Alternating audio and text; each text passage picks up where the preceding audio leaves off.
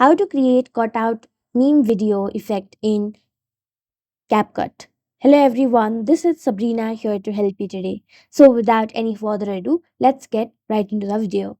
So there are several templates available in CapCut. So in order to create a cutout meme video, you will also find a CapCut template as well. So first, launch your CapCut application. Then go to the template section and then simply search for cutout meme. And then you will find a bunch of um, templates in your CapCut and simply select the one that you want or you think is the best suited for you. And then all you have to do is add your picture or videos in the template and the video will be created. So that's it. Thank you for watching this video. Make sure to like, share, and subscribe to our YouTube channel.